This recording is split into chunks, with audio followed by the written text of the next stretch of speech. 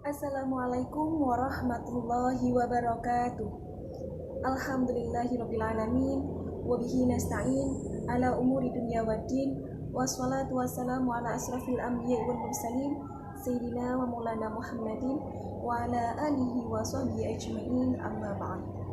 Yang kami hormati Bapak Muhnurul Huda MPDI selaku dosen pengampu mata kuliah metodologi pengajaran bahasa Arab kelas A.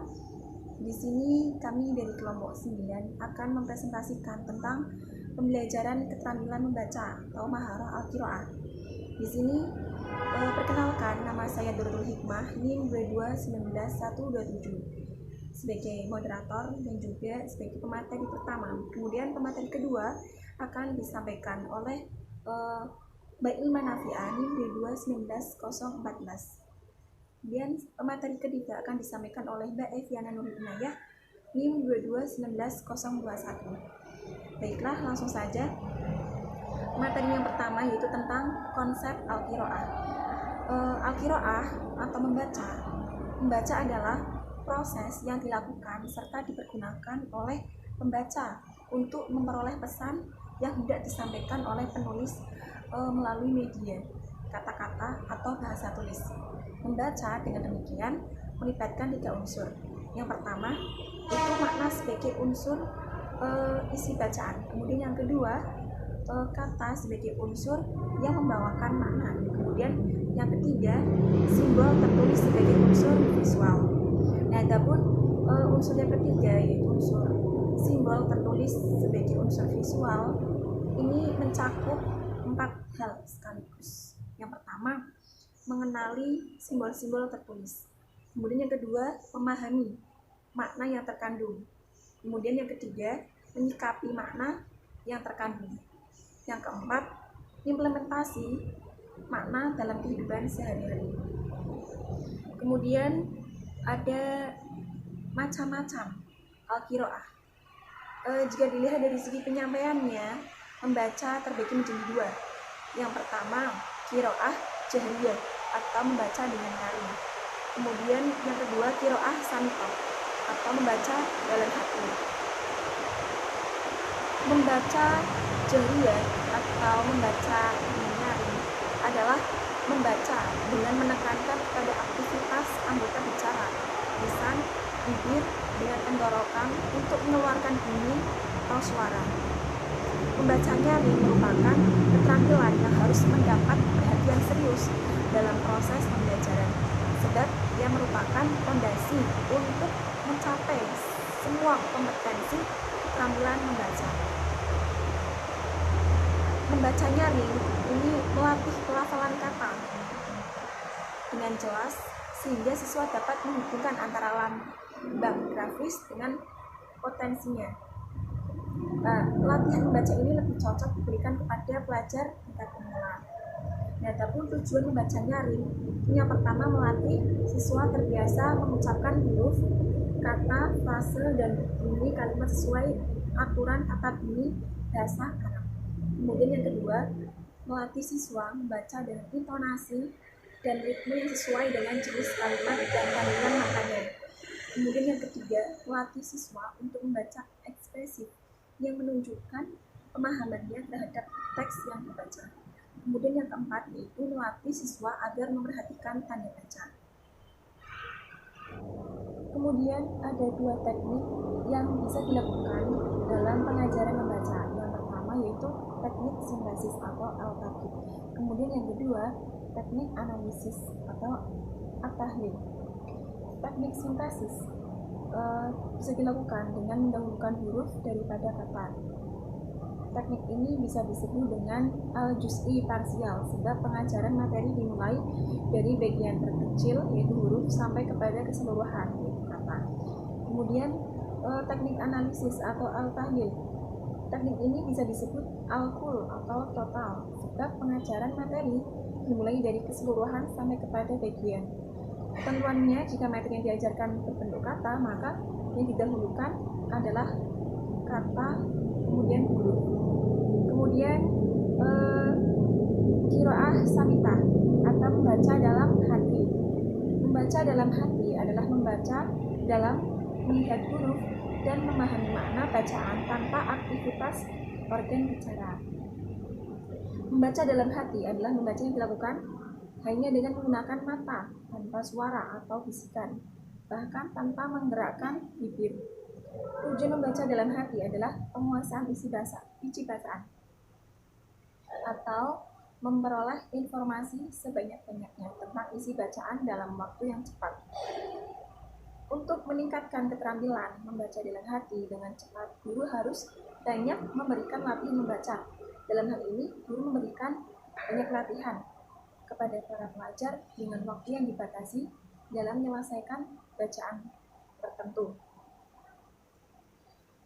Waktu yang terlalu lama biasanya tidak akan mengakibatkan keterlambatan membaca, dan waktu yang terlalu sebentar akan mengakibatkan pemahaman yang tidak sempurna. Selain dua jenis yang tadi, menurut bentuknya membaca itu terbagi menjadi dua. Yang pertama yaitu qiraah mukaffafah atau membaca intensif. Yang kedua yaitu qiraah muwasaah atau membaca cepat. Qiraah mukaffafah atau membaca intensif mempunyai karakteristik sebagai berikut. Yang pertama, dilakukan di kelas bersama pengajar. Kemudian tujuannya untuk meningkatkan keterampilan utama dalam membaca dan memperkaya perbendaharaan kata serta menguasai qawaid yang dibutuhkan dalam membaca. Kemudian yang ketiga, pengajar mengawasi dan membimbing kegiatan serta memantau kemajuan peserta didik. Adapun qiraah muwasaah atau membaca cepat ini mempunyai karakteristik sebagai berikut. Yang pertama, kegiatan membaca dilakukan di luar kelas atau outdoor.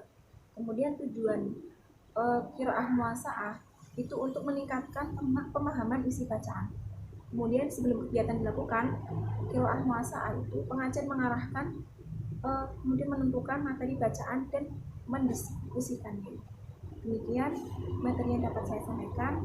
Selanjutnya akan disampaikan oleh pemateri yang kedua. Terima kasih. Baik, saya Ilma Nafia, NIM 2219014. Di sini saya akan melanjutkan pemaparan materi tentang tujuan pembelajaran Al-Qiraah. Tujuan pembelajaran Al-Qiraah adalah untuk menumbuhkan dan mengembangkan kemahiran membaca. Kemahiran membaca tersebut mencakup dua hal. Yang pertama, mengenali huruf alfabet Arab yang sudah tersusun menjadi kata dalam rangkaian kalimat-kalimat dan mengucapkannya dengan benar. Yang kedua, mengerti apa yang dibaca dalam teks bacaan yang berbahasa Arab. Pada dasarnya, tujuan pembelajaran Al-Qiraah terbagi menjadi dua, yaitu tujuan umum dan tujuan khusus. Tujuan umum dari pembelajaran keterampilan membaca adalah dapat membaca teks bacaan bahasa Arab dengan baik serta mampu memahaminya. Sedangkan tujuan khususnya ada 9. Yang pertama, siswa dapat mengaitkan lambang tulisan dengan bunyi ujaran. Yang kedua, siswa dapat membaca sebuah teks dengan nyaring. Yang ketiga, siswa dapat membaca teks dengan lancar. Yang keempat, siswa dapat memahami makna kosakata sesuai konteks. Yang kelima, siswa dapat menangkap makna umum dari suatu teks serta dapat memahami perubahan makna sesuai perubahan struktur kalimat. Yang keenam, siswa dapat memahami bacaan tanpa kendala. Yang ketujuh, siswa dapat memahami ide secara detail dan dapat mengaitkan dengan ide pokoknya. Yang kedelapan, siswa dapat memahami tanda baca. Dan yang terakhir, siswa dapat membaca berbagai jenis bacaan, mulai dari teks biasa, sastra, sejarah, iptek, dan sebagainya. Namun, tujuan tersebut pada dasarnya menunjukkan tahapan penguasaan keterampilan membaca yang dimulai tahapan sederhana menuju tahapan yang kompleks. Sedangkan tujuan pembelajaran membaca dalam konteks pembelajaran bahasa Arab ada 3. Yang pertama, melatih siswa cara membaca yang baik dan benar. Yang kedua, meningkatkan cakrawala bahasa siswa. Dan yang ketiga, melatih pemahaman siswa terhadap berbagai teks. Sekian penjelasan dari saya, kurang lebihnya mohon maaf. Baik, saya Eviana Nurul Inayah, NIM 2219021. Di sini saya sebagai pemateri ketiga akan melanjutkan materi yang selanjutnya, yaitu tentang strategi pembelajaran Al-Qiraah. Nah, di sini ada 5 strategi. Yang pertama yaitu strategi empathy outline. Nah, pada strategi ini bertujuan untuk melatih kemampuan siswa untuk meluangkan isi dari yang dibaca oleh peserta didik ke dalam bentuk tabel. Nah, biasanya isi tabel tersebut itu dapat diisi sesuai dengan kebutuhan atau sesuai dengan tujuan pembelajarannya. Misalnya, dalam pembelajaran Al-Qiraah tujuannya adalah agar siswa dapat menemukan sejumlah kata benda atau isim, dan juga bisa menemukan kata kerja atau fiil yang ada dalam bacaan tersebut. Nah, untuk kebutuhan tersebut maka tabel yang dibuat harus minimal terdiri atas 2 kolom, yaitu yang berisi tentang isim dan fiil. Kemudian adapun jumlah barisannya itu tergantung dari jumlah kata maksimal yang dapat ditemukan dalam bacaan tersebut. Strategi ini dapat digabungkan dengan teknik the power of two. Adapun langkah-langkahnya, yang pertama yaitu pilihlah bacaan sesuai dengan topik pembahasan yang telah ditentukan. Yang kedua, siapkan format tabel yang akan digunakan para siswa. Yang ketiga, bagikan bacaan tersebut pada masing-masing siswa, kemudian tugaskan mereka untuk membacanya dengan seksama. Yang keempat, mintalah para siswa untuk mengisi tabel yang telah disiapkan oleh gurunya.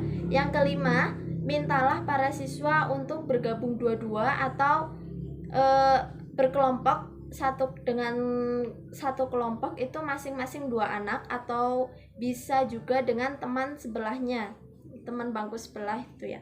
Kemudian mendiskusikan hasil kerja mereka masing-masing. Yang keenam, mintalah masing-masing siswa untuk menyampaikan atau mempresentasikan hasil pekerjaan mereka setelah didiskusikan. Yang ketujuh, berikan klarifikasi terhadap hasil kerja siswa agar tidak terjadi kesalahan. Tuh. Kemudian strategi yang kedua yaitu strategi analisis. Nah, strategi ini bertujuan untuk melatih siswa dalam memahami isi bacaan dengan cara menemukan ide-ide utama atau ide-ide pendukungnya.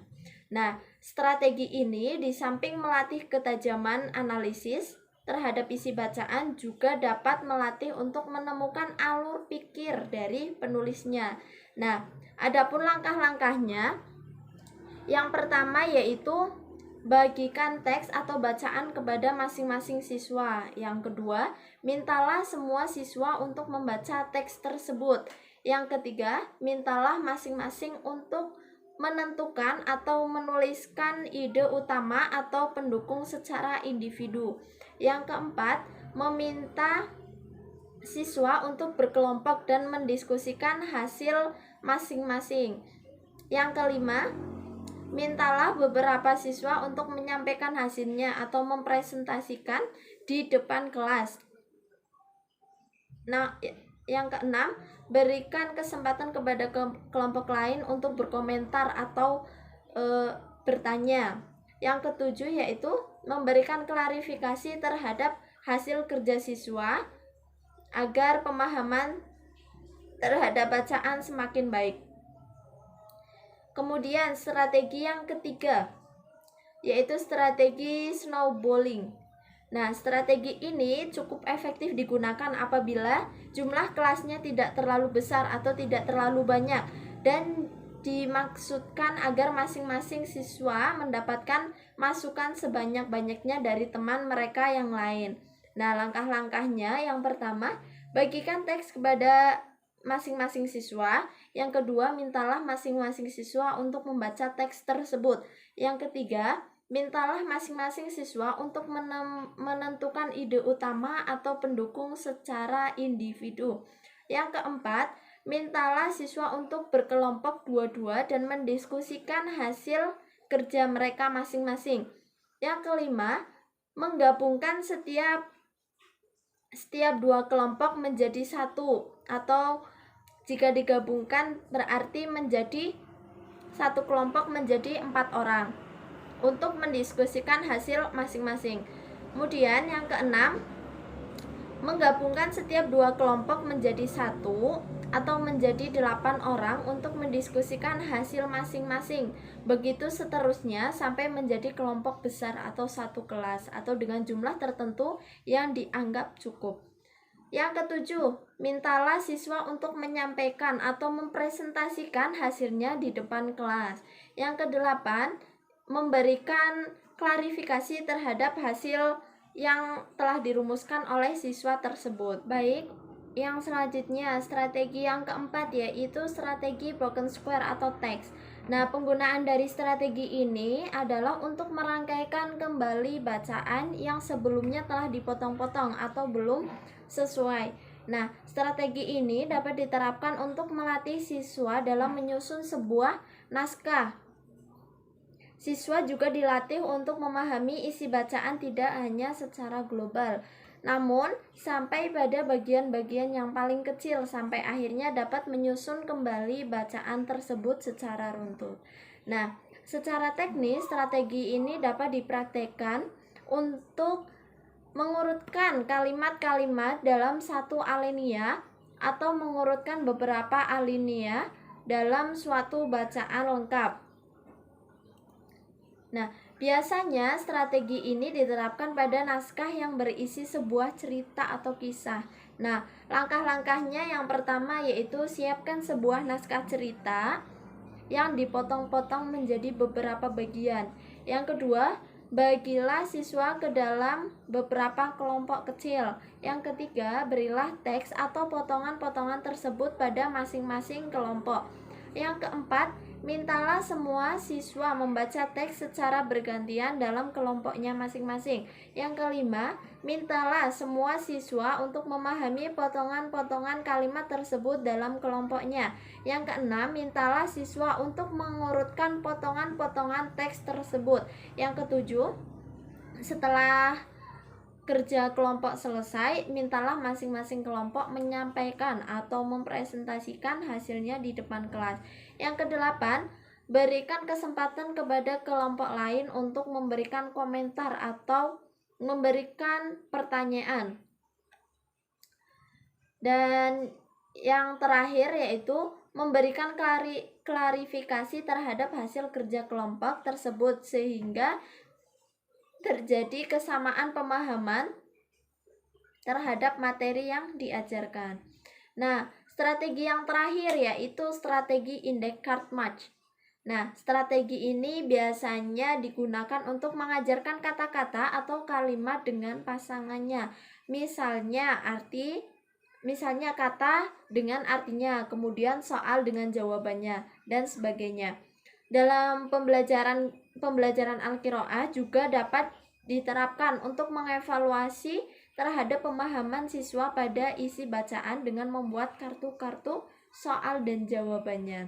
Nah, langkah-langkahnya yang pertama yaitu siapkan kartu berpasangan. Nah, berpasangan ini yaitu kartu soal dan jawaban. Lalu diacak. Kemudian yang kedua, bagikan kartu tersebut kepada semua siswa dan mintalah mereka memahami artinya. Yang ketiga, mintalah semua siswa untuk mencari pasangannya masing-masing dengan tanpa bersuara. Yang keempat, setelah menemukan pasangannya, mintalah siswa berkelompok dengan pasangannya masing-masing. Yang kelima, mintalah masing-masing kelompok untuk menyampaikan atau mempresentasikan hasilnya di depan kelas. Dan yang terakhir itu memberikan klarifikasi terhadap kerja kelompok tersebut. Nah, mungkin itu materi dari saya, cukup sekian. Bila ada kesalahan saya mohon maaf. Sekian, terima kasih.